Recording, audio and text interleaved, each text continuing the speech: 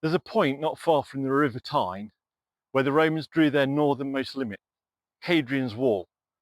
But what did that line really mean? Was it a defensive wall or a political statement? A sign of withdrawal or the start of something new? And how did it shape the land and the people on both sides? To find out, I want you to meet someone. Her name is Tatia, and she was born just south of the wall, in a Roman military settlement that is now long buried beneath the Cumbrian earth. Through her story, we'll trace how a wall meant to divide a continent helped define a country. Tatia's earliest memories were full of noise. Hoofbeats, hammer strikes, foreign languages shouted through rain. She lived in Vindolanda, one of the forts built before the wall itself. Her father was a Roman auxiliary from modern-day Syria. Her mother was a local, perhaps of Britannia descent. When Hadrian ordered the wall's construction in around AD 122, Tatia would have been a small child. She likely watched as soldiers measured out the path, stone by stone, mile by mile. What they were building wasn't just a barrier, it was a new edge of the Roman world. The wall ran about 73 miles, stretching from the River Tyne to the Solway Firth. It carved through valleys and moorland, forest and farms. Every Roman mile, a mile castle. Every few miles, a fort. Supply roads ran behind it, trade gates pierced it, and garrisons held it. But here's a question. If the Romans could conquer further north, as they sometimes did, why stop here?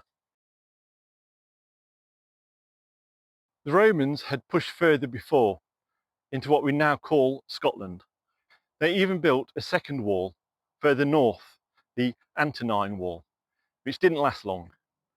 So Hadrian's Wall wasn't the outermost frontier. It was in a way a chosen frontier, a boundary not just of territory but of imperial control. Tatia would have heard Roman commanders talk of pacifying the north, but the wall didn't mean peace. Skirmishes continued. Raids slipped through, trade never stopped. So was it really a wall to keep people out or to keep the empire in? We know now that Hadrian's Wall was also a tool of taxation, a customs checkpoint for traders. It was a symbol. Rome had reached its limit. The empire wasn't retreating, it was consolidating. But what happens when an empire draws a line and then disappears? By the late 4th century, Tatia was long gone. The Roman presence in Britain was fading. Her children and grandchildren had grown up speaking Latin, but her great-grandchildren heard new words: Saxon, Pict, Angle. The legions withdrew. Local leaders, many of Roman descent, tried to hold things together. Some forts still functioned, others fell into ruin. The wall itself, once so orderly, began to crumble, but not all at once. Tatia's descendants may have seen the wall used as a power base, a symbol of old authority in a new age. Others likely tore it apart stone by stone, using it to build their homes and churches. And in the vacuum left by Rome, new powers rose, new kingdoms, new names.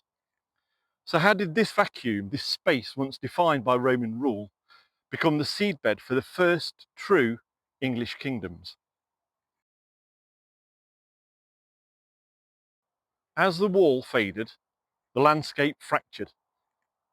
By the 6th century, the island that Rome had briefly unified was breaking into tribal territories ruled by new kings.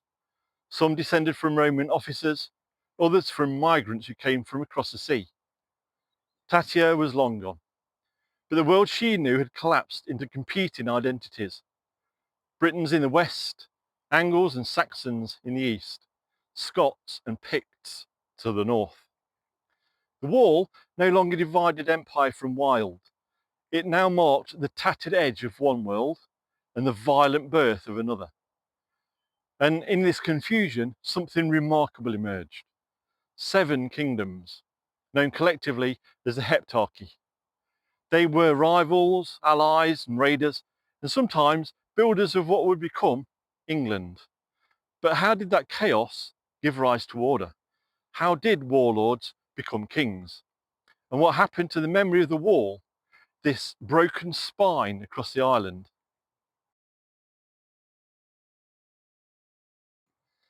Today, when one walks Hadrian's Wall, you won't just see a Roman ruin. You'll see a line that reshaped identity. It changed how people moved, traded and fought, and how they remembered themselves. For some, it was a symbol of imperial strength. For others, of colonial domination. For all, it was a boundary that outlived the empire that made it. And in another episode, we're going to follow that memory forward into the smoke and shifting loyalties of the early medieval age, when no one was quite sure what Britain even was, but everyone was trying to claim a piece of it. Thank you for walking a little further down the road that made Britain with me. The story winds on. Try this one.